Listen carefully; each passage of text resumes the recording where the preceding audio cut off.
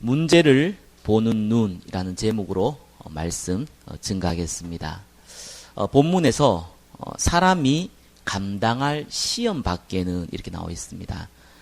시험, 이렇게 영어로 된 성경을 보니까 temptation, 이렇게 유혹이라는 단어로 쓰여 있습니다. 하나님이 우리를 훈련시킬 때 흔히 우리 테스트 한다 이렇게 하고 사단이 우리를 공격해서 시험 들게 만들 때 유혹한다, temptation 이렇게 얘기합니다. 그래서 뭐 이렇게 많은 분들이 테스트, temptation 이렇게 구분해야 된다 이렇게 얘기하고 이 본문은 뭐 temptation에 대한 얘기다 이렇게 얘기한 분들이 많이 있습니다. 저도 뭐 그런 줄 알았는데 좀 찾아보니까 이 원어가 페라스모스라고 temptation은 유혹도 있지만 테스트, 뭐 역경, adversity 이런 단어의 의미도 다 가지고 있는 말입니다. 간단하게 말하면은 저와 여러분이 당할 수 있는 여러 가지 문제, 사건이라고 보시면 됩니다. 사단이 공격하는 것도요, 하나님이 허락하지 아니하면은 공격을 할 수 없습니다. 욥기에 보면 잘 나타나 있죠. 욥을 건드릴 때 사단이 하나님의 허락을 받습니다. 사울왕이 악신이 일렸는데 성경에는 뭐라고 나와 있냐면은 하나님이 부리는 악신이라고 나와 있습니다. 그래서 사단이 준 유혹도 하나님이 허락하신 테스트라고 보면 됩니다. 자, 이때 성경 뭐라고 나와 있냐면은 감당하지 못할 시험은 주지 않는다 이렇게 말하고 있습니다. 또한 피할 길을 주신다고 나와 있습니다. 그래서 능히 감당할 수 있게 하신다고 약속하셨습니다. 그래서 감당이 안 돼, 너무 힘들어, 이런 표현은 구원받은 사람한테는 해당되는 얘기가 아닙니다. 하나님이 감당된다고 이미 말씀하셨기 때문에 그렇습니다. 저와 여러분이 신앙생활 할 때 가장 좀 조심해야 될 부분이 있습니다. 문제와 사건은 언제든지 있습니다. 문제 사건은 일어날 수밖에 없거든요. 누구 말대로 문제 없는 곳 찾으려면 공동묘지 가라는데 불신자가 한 얘기인데 맞는 말입니다. 저와 여러분들이 이 땅에 살아가는 동안 이 땅은 실낙원입니다. 낙원을 잃어버린 곳이거든요. 문제와 사건은 반드시 벌어집니다. 근데 중요한 거는 문제와 사건을 보는 눈이거든요. 앞으로도 문제 있을 것이고 과거에도 있었고 뭐 지금도 있고 앞으로도 있을 겁니다. 근데 이 문제 보는 눈이 없으면은 이제 굉장히 어려움 당하죠. 대부분 사람들이 시험 앞에, 문제 앞에 많이 넘어집니다. 특별히 새가족 분들이 많이 넘어지죠. 의외로 신앙생활 좀 제대로 해보겠다 이렇게 열심히 내시는 분들이 이렇게 많이 넘어지더라고요. 뭐 간단합니다. 문제와 사건은 일어날 수밖에 없는데 그걸 보는 눈이 없기 때문에 쉽게 무너지게 되죠. 대부분 사람들이 이렇게 얘기합니다. 왜 내게 이런 문제 왔지? 이렇게 생각합니다. 저와 여러분들은 이렇게 표현하면 안 되죠. 하나님이 왜 나에게 이런 문제를 주셨지? 이렇게 질문을 해야 됩니다. 근데 이거보다 좀 더 정확하게 표현한다면은 하나님이 이 문제를 통해서 나에게 어떤 응답을 주려고 하지? 이런 질문을 하셔야 되는 겁니다. 구원받은 백성들이 문제 앞에서, 어려움 앞에서 혼란스럽고 당황할 수밖에 없는 이유가 있지요. 한마디로 다른 것이 내 속에 많이 들어와 있습니다. 요한일서 2장 16절에 육신의 정욕, 안목의 정욕, 이생의 자랑이 내 속에 각인되어 있어요. 에베소서 2장 2절 3절에 보니까 이 세상 풍조, 공중건세, 육체의 욕심 이런 것이 내 속에 각인되어 있습니다. 창세기 3장 6장 11절에 보니까 나 중심, 물질 중심, 성공 중심이 내 안에 각인되어 있어요. 이게 머리에 딱 각인되어 있단 말이에요. 아니 이러니까 내한테 육신적으로 사람은 다 자기 유익에 따라서 움직입니다. 그건 당연한 거예요. 근데 무슨 유익이냐에 따른가 중요하잖아요. 내한테 육신적으로 유익이 되느냐 안 되느냐 따라서 이제 해석하는 머리 구조입니다. 이러니까 어려움 당할 수밖에 없죠. 그래서 저와 여러분들이 신앙생활 하는데 첫 번째가 뭐냐 하면은 이 복음을 내 안에 각인시키는 겁니다. 많은 분들이 묻습니다. 어떻게 성령 인도 받습니까? 뭘 묻습니까? 여러분 성경에 다 나와 있잖아요. 성령 인도 받는 첫 번째 방법이 뭐냐 하면은 여러분 안에 복음이 먼저 각인되어 있어야 돼요. 거기 성령 인도예요. 딴 거 성령 인도 아닙니다. 이게 각인 안 돼 있는데 무슨 뭐 이걸 할까 저걸 할까 이래도 되고 저래도 됩니다. 왜요? 어차피 안 되니까. 성령 인도 받고 여러분이 복음이 각인되면 이래 해도 되고 저래 해도 됩니다. 왜요? 성령께서 역사하니까요. 우리는 꼭 방법을 찾습니다. 이렇게 해야 됩니까? 저렇게 해야 됩니까? 이렇게 해도 안 되게 돼 있고 저렇게 해도 안 되게 돼 있어요. 왜요? 성령께서 역사 안 하면요. 이렇게 해도 되고 저렇게 해도 되는 경우가 많습니다. 왜요? 성령께서 역사하면요. 기준이 거의 내 머리 수준의 기준을 잡습니다. 그러니까 사실 성령 인도를 못 받는 것이죠. 그래서 복음을 각인시키는 것이 저와 여러분이 첫 번째 해야 될 성령의 인도입니다. 그래서 1번 보겠습니다. 문제 이전에 이해해야 하는 복음입니다. 복음 하나 제대로 이해하나라서 모든 것이 좌지우지가 됩니다. 성경에 보면은 별 잘못한 거 없는데 큰 재앙이 임하는 사람 많습니다. 또 반대로 별로 한 것도 없는데 어떻게 보면 먹고 살기 위해서 어떻게 보면 살아남기 위해서 뭘 행했는데 큰 응답받는 사람도 나옵니다. 그 이유를 저와 여러분이 아셔야 되는 거예요. 이스라엘은요 하나님이 택한 백성이에요. 하나님이 아브라함을 통해서 그 후대에 메시아를 보내겠다고 약속을 했습니다. 그 민족이 이스라엘 민족이에요. 근데 이스라엘 민족은 축복받은 민족은 분명히 맞는 거예요. 하나님이 먼저 택했잖아요. 그런데 성경의 구약 얘기 보면은 이스라엘이 축복받은 그 시대가 굉장히 작아요. 대부분은 재앙이 왔어요. 성경에 큰 7번 재앙이 왔는데 전부 다 고통 가운데 있었던 것이 이스라엘의 얘기예요. 아니 구원받은 저와 여러분이 축복을 받아도 모질할 판에 재앙을 받는단 말이에요. 이런 일이 구약의 얘기고 또 저와 여러분의 현실적인 얘기입니다. 이 애굽 시대에 이 요셉을 알지 못하는 왕이 나왔다고 나와요. 아니 이스라엘 민족이 이 요셉을 통해서 이 이스라엘 민족이 큰 민족을 애굽에서 이루었거든요. 하나님께서 축복하신 것이죠. 이 고센 땅이라는 곳에 이스라엘 민족이 있었어요. 이 고센 땅은 유목민들이에요. 이 이집트 사람들은 농사를 지어서 먹고 사는 것을 이제 주식으로 주로 했어요. 근데 이스라엘 사람들은 이 양이나 염소를 치는 것을 주로 했단 말이에요. 그래서 풀이 많은 어떠면 곡식이 잘 자라기보다는 풀이 많고 이 농사 짓기 어려운 그런 땅이 고센 땅인데 이집트한테는 필요 없는 땅이었어요. 근데 이스라엘한테는 굉장히 유익한 땅이었어요. 그곳에서 먹고 살게 했어요. 그런데 막 번성한단 말이에요. 아무 잘못도 없이 요셉을 알지 못하는 왕이 나왔어요. 뭐 이제 왕조가 바뀐 거죠. 그때부터 이스라엘이 갑자기 노예가 되기 시작한 거예요. 어느 정도 노예를 시켰냐? 가만 보니까 이스라엘 사람들이 자꾸 숫자가 많아지거든요. 그러니까 남자아이를 다 죽여라. 이렇게 바로 왕이 얘기했습니다. 이런 일이 막 벌어진 거예요.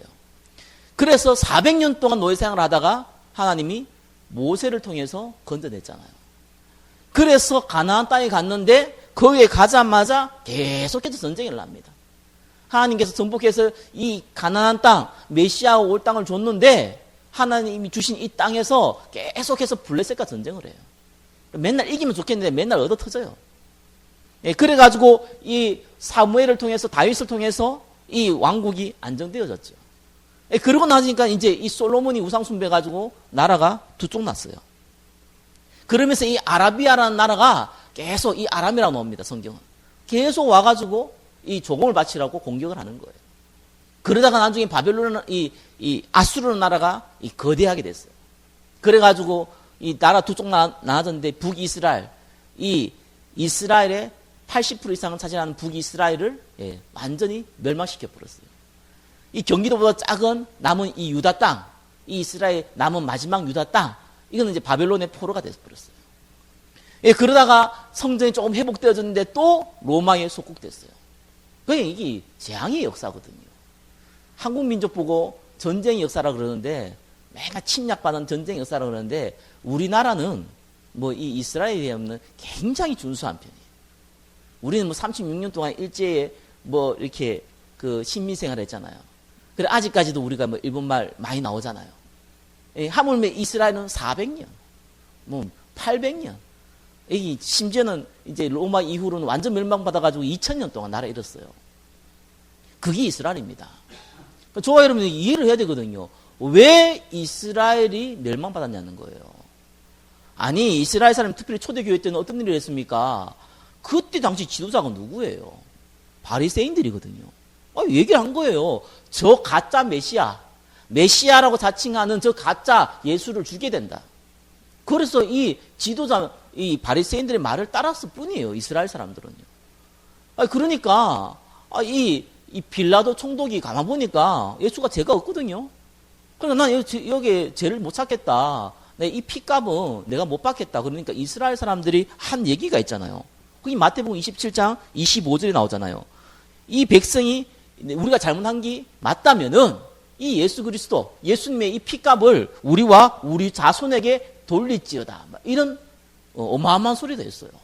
그만큼 확신이 있었죠. 어떻게 보면 이스라엘 사람들은 지도자 바리새인들을 잘 따랐을 뿐이에요. 그런데 결과적으로는 이 로마에서 완전히 씨가 말라버릴 정도로 재앙이 임해버렸거든요. 그게 초대교회 이스라엘의 모습이었습니다. 반대로요, 별로 성경에 보니까 큰일 안 했는데, 작은 일을 했는데 응답받는 사람도 많이 나옵니다. 대표적인 것이 뭐 라합 같은 인물이죠.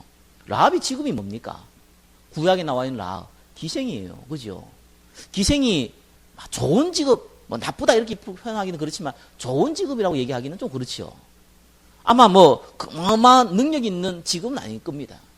아무래도 배경이 없겠죠. 예, 그런데 딱 한 가지 했어요. 이스라엘이 가나안을 정복하는데 그때 정탐꾼 2명을 숨겨뒀습니다. 여호수아 2장 9절에서 11절에 보니까 이렇게 얘기해요. 하나님, 이 여호와께서, 당신들이 섬기는 이 여호와께서 이 가나안 땅, 특별히 이 여리고를 너희들에게 줬다는 것을 나는 안다고 얘기했어요. 왜냐하니까 홍해 사건 들었다는 거예요. 왜냐하니까 아모리 전쟁에서 이겼는 그 승리의 얘기를 들었다는 거예요. 그래서 이 땅의 주민들이 다 간담이 녹았고 너희들 때문에 벌벌을 떨고 있다는 거예요. 그러면서 이런 얘기를 했어요. 여기 오면은 우리하고 우리 가족들은 살려달라고 얘기했어요. 저는 이거 성경 읽으면서 이 라합이라는 인물이요, 하나님을 안 거예요. 저 이스라엘이 섬기는 하나님이 진짜 하나님이구나. 요거 알았어요. 근데 진짜 갈급한 건 뭐겠어요? 자기하고 지금 자기 가족들 다 죽게 됐거든요. 그거 구한 거예요. 그런데 이 자기 가족들이 살았을 뿐만 아니라 정말 재밌는 일이 벌어졌죠. 그 라합이라는 인물이 예수님의 족보에 올라오고 합니다. 여러분이 그렇게 잘 알고 있는 다윗이란 인물의 고자할머니예요. 이 라합이요. 사실은 이 라합이 이 그리스도 메시아 이 언약을 알았겠습니까? 그렇지 않거든요. 또 그렇다고 볼 수도 없어요. 근데 분명한 거는 하나님이 이 이스라엘 통해서 메시아를 보내겠다는 그 역사 가운데 라합이 쓰임받았다는 것밖에 없어요. 그러니까 응답받는 거예요. 그 라합이 아들을 낳았는데 그 아들이 누구냐면 보아스예요. 이 보아스가 누구하고 결혼했습니까? 룻이라는 인물하고 결혼했어요. 룻이라는 인물은 모압 인물이에요. 이스라엘 사람이 아니에요. 모압 땅의 족속 사람이에요. 이 성경에 보니까 이 엘리멜렉이라는 사람이 먹고 살려고 이스라엘에 자꾸 가뭄이 드니까 모압 땅으로 지금으로 말하면 이민을 갔어요. 그 아내 나오미와 2 아들 데리고 이민을 갔는데 이 엘리멜렉과 이 2 아들이 다 죽어버렸습니다. 나오미라는 여자가 가부가 된 거예요. 아들도 죽었어요. 근데 아들이 그냥 죽은 게 아니라 결혼을 하고 죽었어요. 근데 아들도 없어요, 또. 이제 3명의 과부가 생긴 거예요. 그 중에 한 명의 과부는 자기 땅으로 가라니까 갔어요. 근데 룻은 안 간 거예요. 며느리죠. 이 나오미의 며느리 룻이 자기 어머니 나오미를 따라서 이스라엘로 간 겁니다. 그때 룻기 1장 16절 17절 보니까 이렇게 얘기해요. 어머니의 백성이 나의 백성이 되고 어머니의 하나님이 나의 하나님이 되리라 라고 얘기했거든요. 뭐 제가 볼 때는 정말 하나님 제대로 믿고 나도 하나님 섬기고 싶다 이렇게 갔을까 이런 생각 좀 해보거든요. 뭐 그랬을 수도 있어요. 근데 이제 어차피 나오미는 모압 땅으로 가도 먹고 살기 힘들 거고 나오미 따라가면은 될 것 같고 그분이 섬긴 하나님은 있는 것 같으니까 요 정도 믿음이 있었어요. 근데 이 나오미가 이 라합의 아들 보아스와 결혼합니다. 그래서 다윗의 증조 할머니가 돼요. 이 메시아의 족보에 올라가죠. 대단한 일을 한 거 아니거든요. 하나님이 메시아를 보내겠다는 그 언약의 시간표 속에 쓰임받았을 밖에 없습니다. 저와 여러분들이 이 복음이 얼마나 대단하고 얼마나 소중하냐면은 모든 역사와 모든 영웅과 모든 흥망성쇠가 이 복음 때문에 움직인다는 사실이에요. 저와 여러분이 이 말을 이해해야 됩니다. 그러면은 그때부터 내가 어떻게 해야겠다 이게 나오는 거예요. 첫 번째 한번 보겠습니다. 1번 1번 예수 그리스도. 이 말이 무슨 말입니까? 예수 그리스도. 뭐 너무나 잘 알고 있는 얘기지 않습니까? 저와 여러분은 하나님 만날 수 없어요. 결국은 가야 될 곳이 지옥이에요. 그 문제를 누군가 해결해야 된단 말입니다.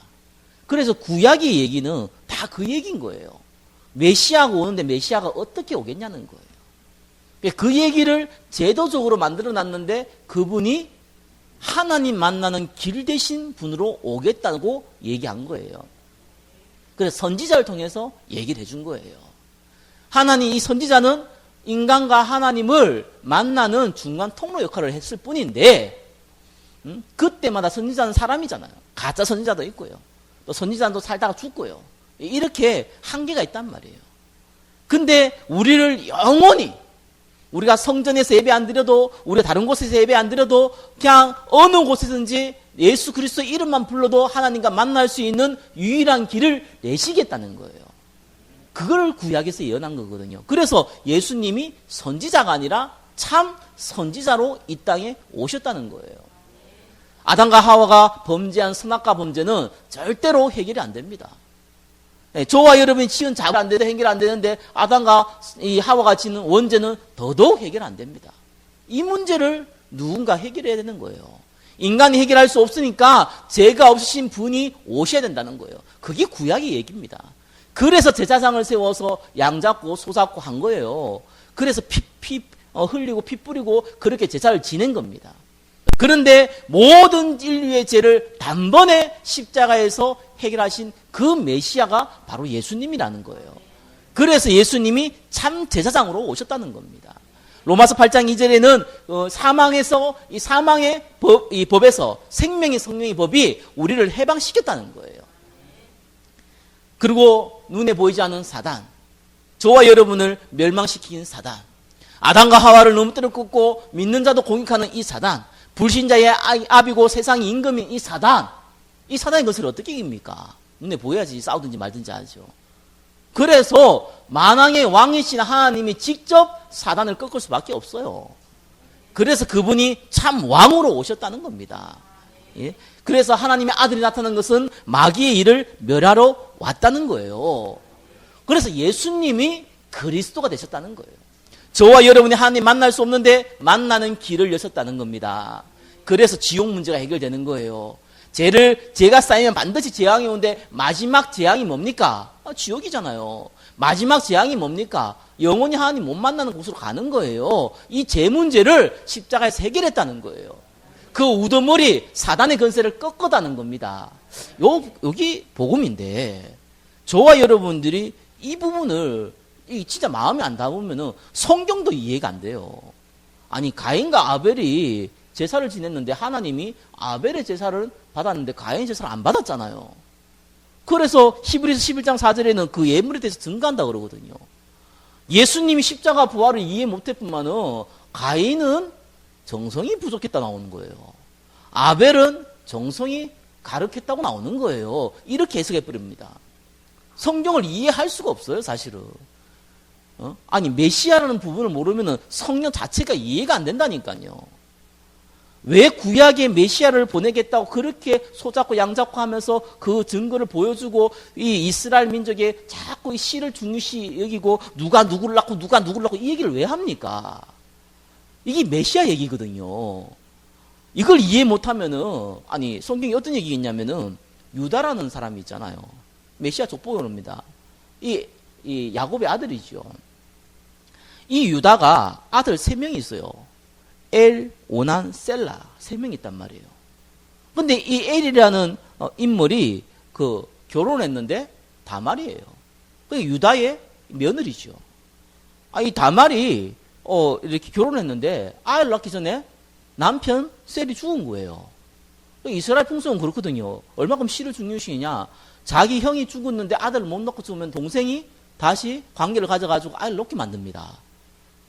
다른 민족에 이런 민족이 없어요. 이 민족이 그만큼 씨를 중요시하긴다고 여기거든요. 그건 단순한 문화가 아니에요. 메시아를 보내기 때문에 씨가 중요한 거예요. 이스라엘에서는. 그런데 둘째 아들도 다말과 결혼했는데 죽었단 말이에요. 또 아이가 없어요. 강한 유다가 이제 아들 한 명밖에 안 남은 거예요. 이 셀라를 아들이 낳았는데 이 아들은 또 어려. 그래서 다말한테 거짓말을 한 거예요. 이 아이가 클 동안 좀 기다려라. 이렇게 거짓말을 한 거예요. 다말이 무슨 짓을 했습니까? 아니, 자기가 창녀로 변장을 해가지고요. 자기 시아버지 이 유다와 관계를 맺어서 임신을 한 거예요.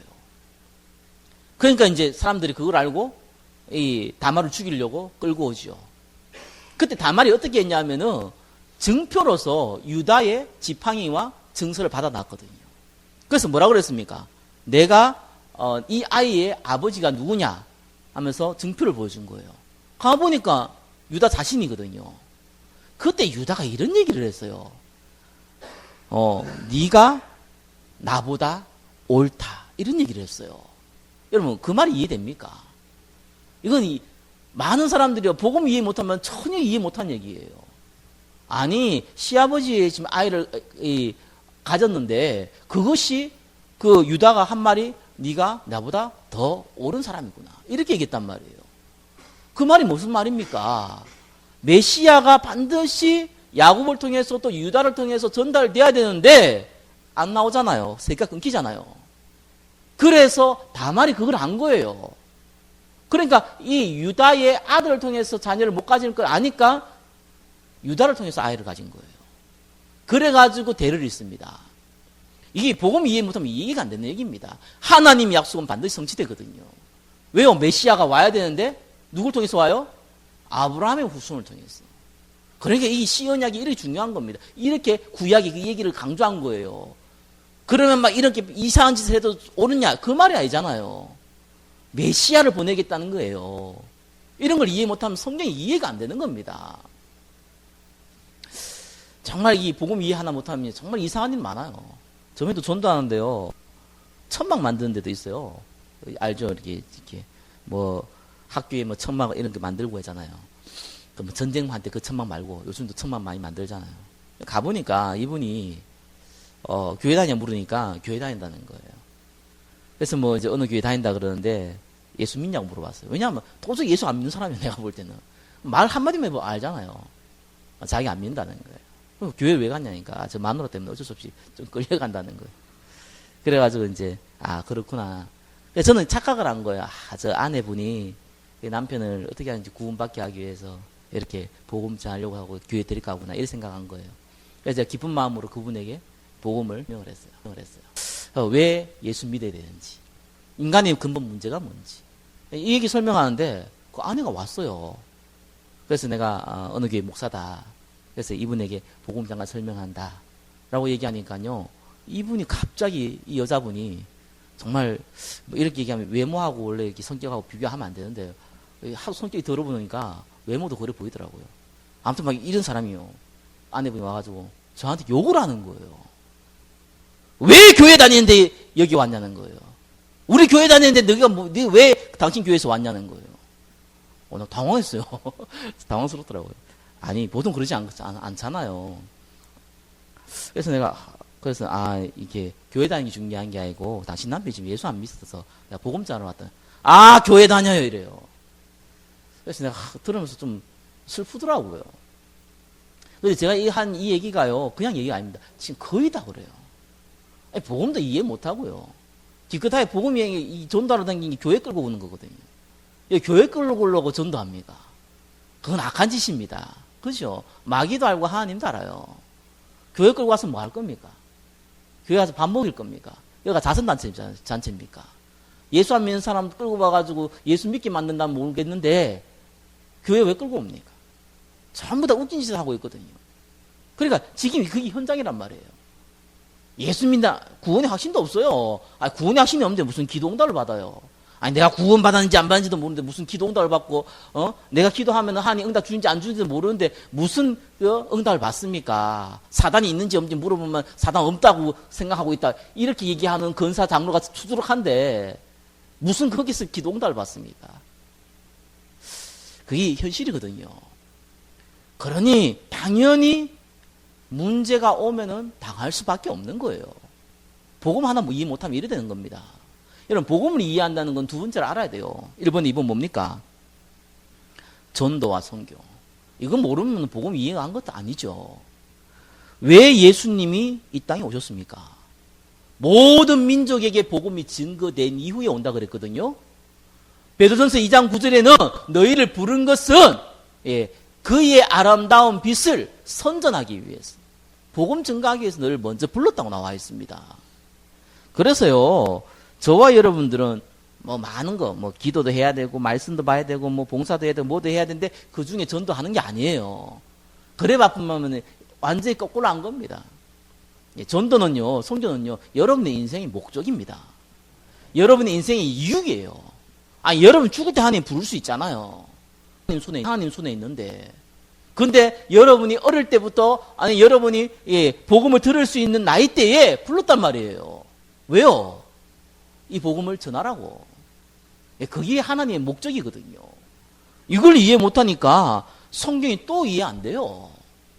여러분, 복음 하나 제대로 이해 못하면은요, 스데반이 죽었잖아요. 스데반이 왜 죽었습니까?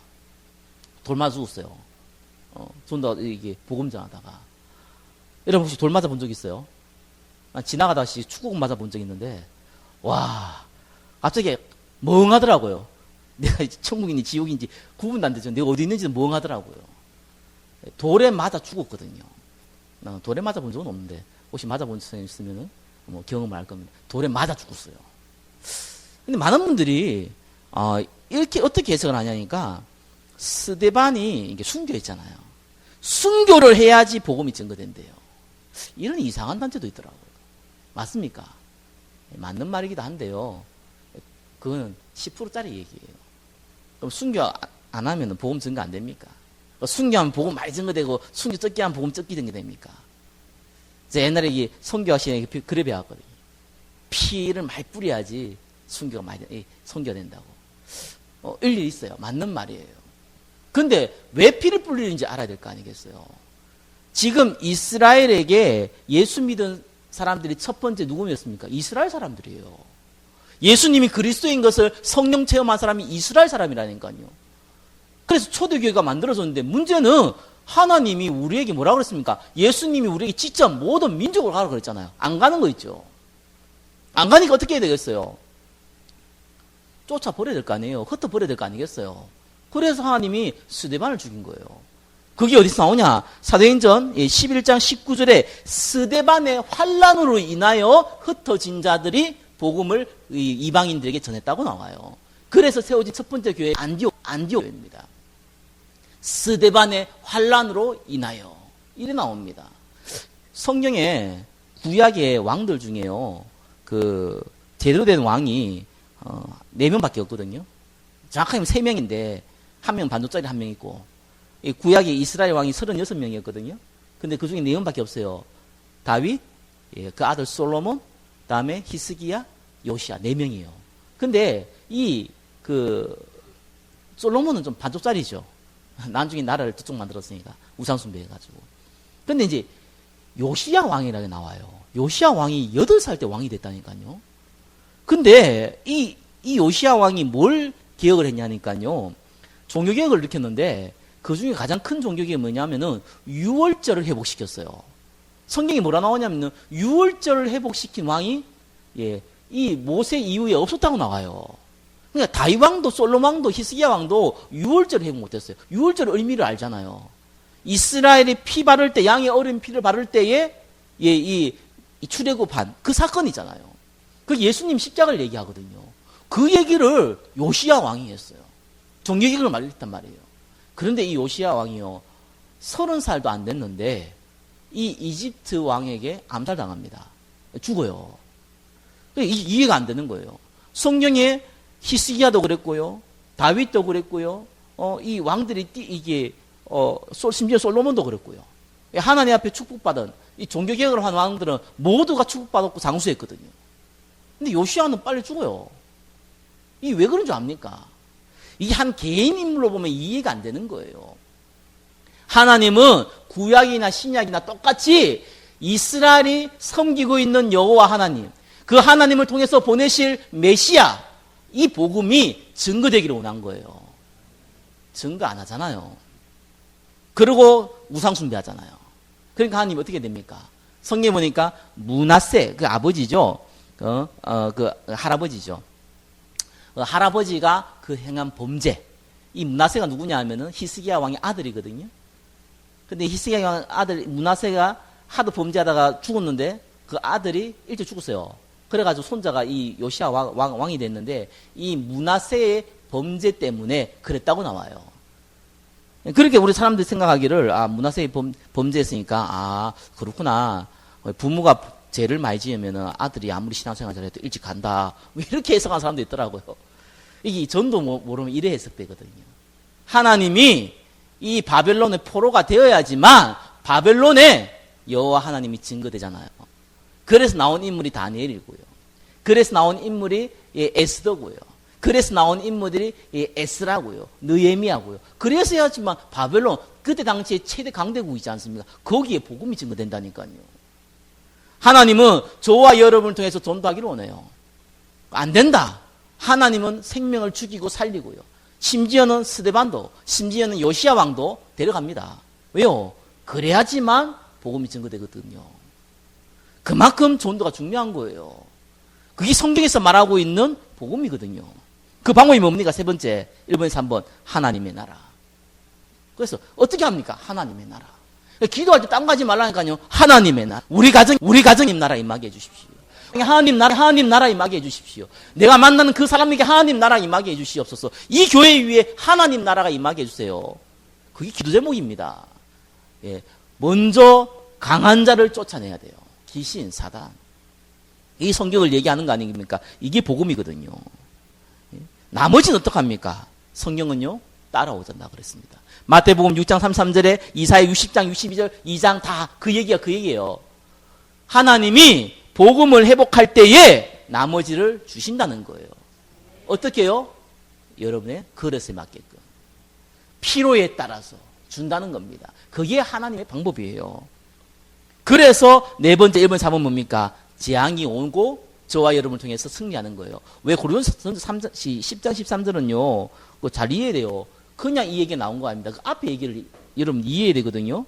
앞에 이스라엘이 출애굽해가지고 광야 생활한 얘기를 먼저 해요. 근데 거기에 출애굽한 이스라엘 백성이 대다수가 멸망받았다는 얘기를 해요. 그것을 본보기로 삼아서 악을 행하지 말라는 거예요. 그걸 본보기로 삼아서 우상 숭배하지 말라는 거예요.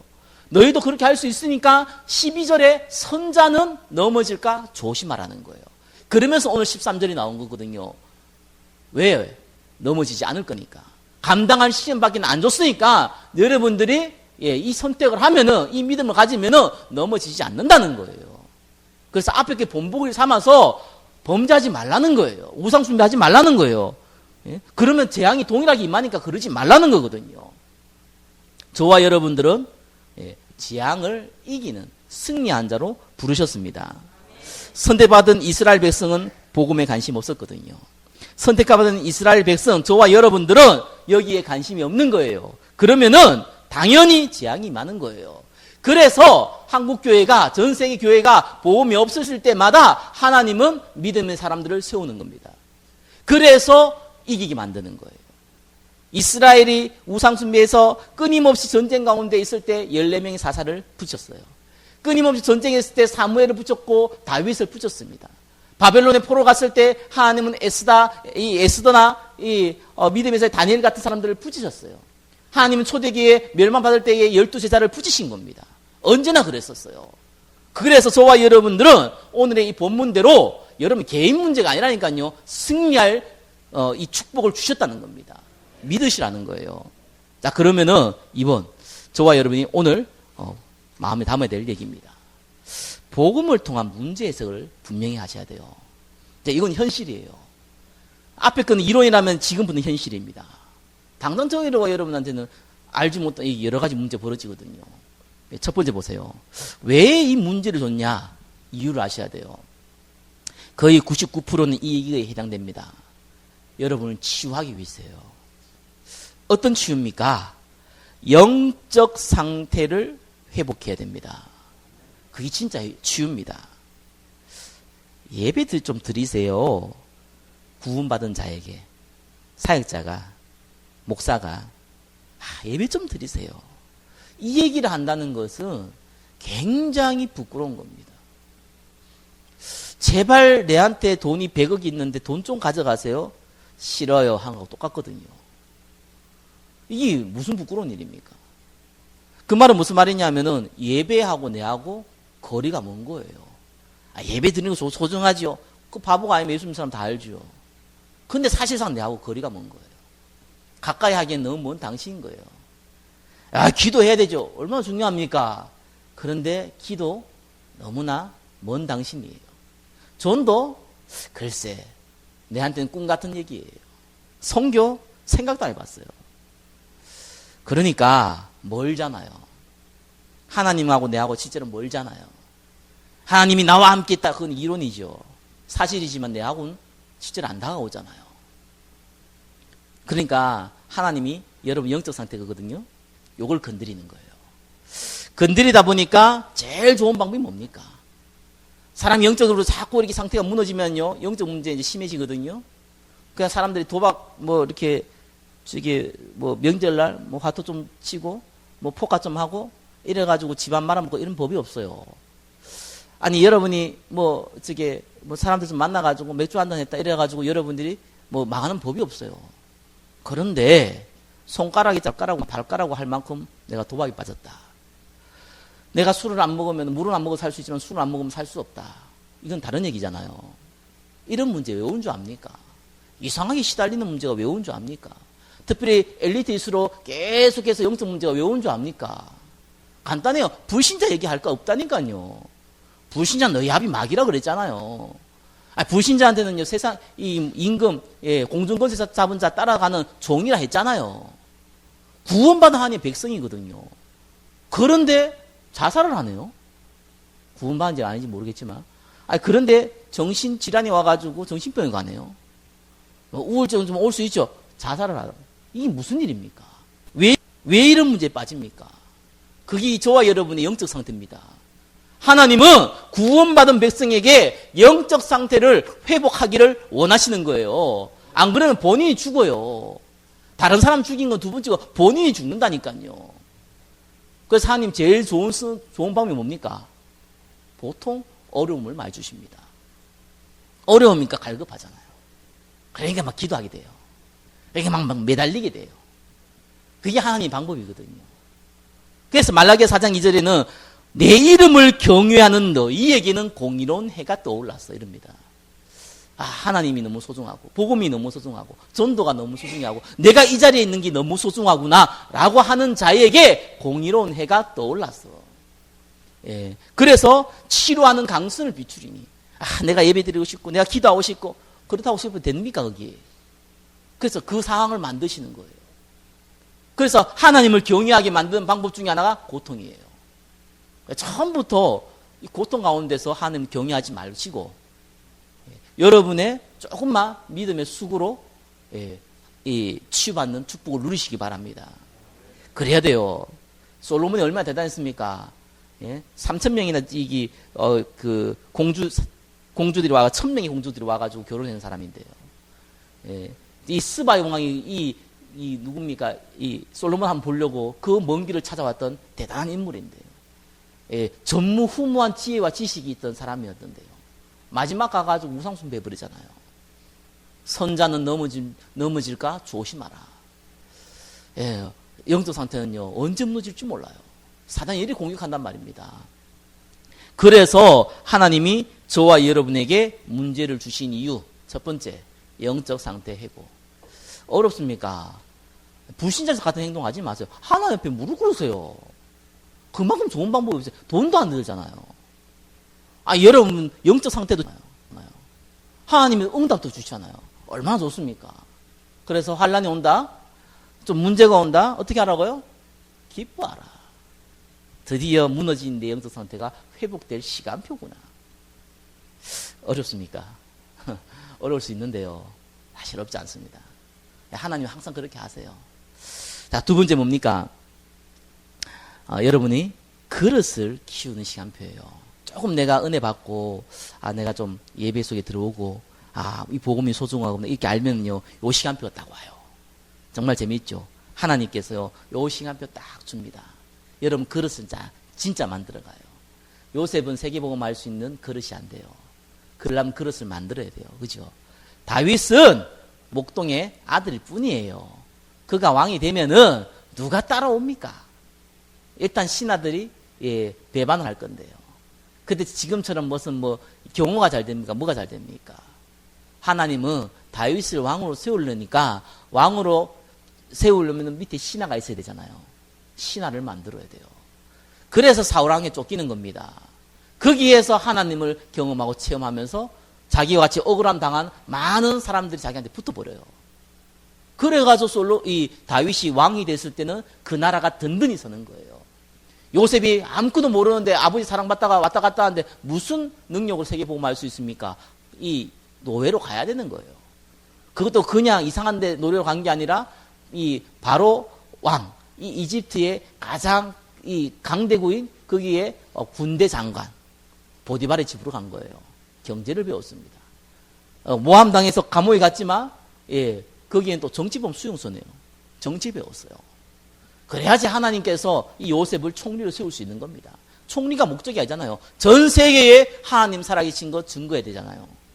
저와 여러분들이 성공한 문제가 아니라니까요. 전 세계에 하나님 살아계신 거 증거해야 된다니까요. 그러려면은 당연히 그릇을 키워야죠. 하나님 의지하는 그릇을 키워야죠. 그 과정 가운데 하나님이 여러분에게 필요한 모든 걸 붙이시게 돼 있어요. 그게 두 번째입니다. 세 번째 뭡니까? 어떻게 보면 저와 여러분한테 크게 해당 안 될 수도 있어요. 이건 그릇이 큰 사람이에요. 응답을 끝까지 쓰임받게 하기 위한 사람들이에요. 바울은 사단의 가시가 있었다고 나와 있습니다. 그래서 너무 자만하지 않게 하기 위해서 주셨다고 나와 있습니다. 그게 하나님의 방법이거든요. 그래서 저와 여러분들이 너무 복음자한테 뛰어난 능력 갖고 있으면은 가시도 주십니다. 네 번째 뭡니까? 특별히 좀 전에 얘기했던 스데반처럼 복음과 전도와 선교를 확장하기 위해서 뜻하지 않는 문제들이 벌어져요. 이해가 안 되는 문제가 벌어집니다. 시간이 지나면은 확인되어지는데 당장은 이해가 안 돼요. 하나님은 미래의 재앙을 막기 위해서요. 이 일을 벌이시는 거예요. 다섯 번째 뭡니까? 하나님이 큰 계획을 이루기 위해서 호세한테는요, 음란한 자에게 장가가라고 그랬어요. 왜요? 이스라엘 백성이 이 우상숭배로 음란해졌다는 걸 보여준 거예요. 모세에게는요, 왕자로 40년 했지만 또 광야에서 아무 할 일 없이 40년 보내게 만들었어요. 그래서 나이 80 돼가지고 다 늙어가지고 아무 힘이 없을 때 하나님 부르셨습니다. 이렇게 특별한 사명을 위해서 큰 계획 때문에 부른 경우도 있습니다. 그러나 이번에 1번, 2번은 굉장히 중요해요. 저와 여러분이 여기에 거의 다 해당되거든요. 십자가에요, 예수님 외에 2명이 강도가 있었잖아요. 한 명 그러잖아요. 네가 메시아가 맞냐? 그러면은 나와봐라. 이 십자가에서 내려와봐라. 조롱했지 않습니까? 옆에 있는 강도는 뭐라고 그랬습니까? 이 다른 강도들에게 혼을 내죠. 너와 나는 당연히 죄를 보면서 십자가에 달리는 거 맞는데 예수님은 아무 죄가 없는데 십자가에 달렸지 않느냐. 이러면서 중요한 고백을 했어요. 하나님의 당신의 나라가 임할 때 나를 기억하여 주시옵소서. 과연 그 강도가 십자가에 안 달렸으면 그 고백이 나왔을겠습니까? 하나님은요, 그런 극한 상황을 만들어가지고도요, 예수 믿게 만든다니까요. 이 복음이 그래 대단한 겁니다. 지난번에 얘기했지만은, 왜 하나님이 자꾸 범죄하면 데려갑니까? 여러분을 구원하기 위해서요. 다른 사람도 구원하기 위해서요. 그래서 일찍 데려간다니까요. 그래서 너무 일찍 가는 것에 대해서 손해 생각하지 마시기 바랍니다. 괜찮은 거예요. 오래 사는 것도 축복이지만요, 일찍 가는 것도 축복이에요. 남아있는 사람들은 좀 고통당할 수 있는데 그것도 하나님 계획이에요. 하나님은 필요에 따라서 모든 생명을 좌지우지합니다. 딱 한 가지 이유 때문에요. 복음 때문에. 전도와 선교 때문에요. 그만큼 가치 있고 그만큼 소중한 겁니다. 거기에 저와 여러분의 인생을 드리라는 겁니다. 이만큼 가치 있는 게 어디 있습니까? 그래서 그거는요, 그릇이 딱 되면은 하나님 그릇 되게 돼 있어요. 근데 그릇 되기 전에 주시는 문제들이 있습니다. 여러분, 치유하는 중요한 시간표예요. 그래서 어느 정도 치유가 되냐? 여러분, 눈은 딱 감고 하나님 이 이름 부를 때에 너무 즐겁다, 너무 기쁘다, 너무 감사하다, 이 정도면 되면 돼요.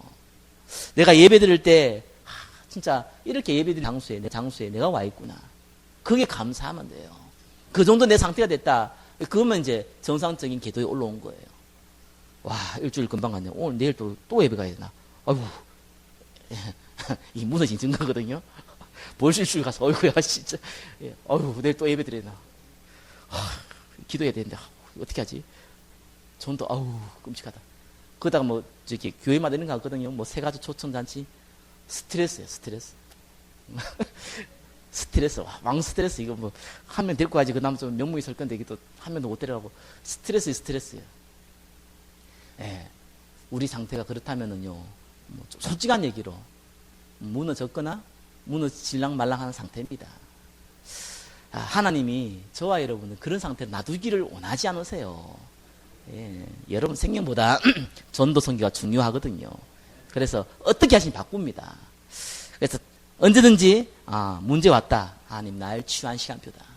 내가 좀 예배 드리고 하고 있는데 여러분 그릇을 만드는 시간표입니다. 이 응답 가운데 한 주간 인도받기를 예수 그리스도의 이름으로 축원합니다. 기도하겠습니다. 하나님 감사합니다. 하나님께서 우리에게 주신 문제가 감당할 뿐만 아니라 능히 이길 힘을 주셨고, 또한 하나님께서 전도와 선교를 위해 부르심을 알기에 하나님께서 우리의 영적 상태를 바꾸고 우리 그릇을 키운 것을 알기에 감사와 찬양을 드립니다. 이 말씀을 잡고 한 주간 승리할 수 있도록 축복하여 주시옵소서. 살아계신 우리 주 예수 그리스도의 이름으로 기도드립니다. 아멘.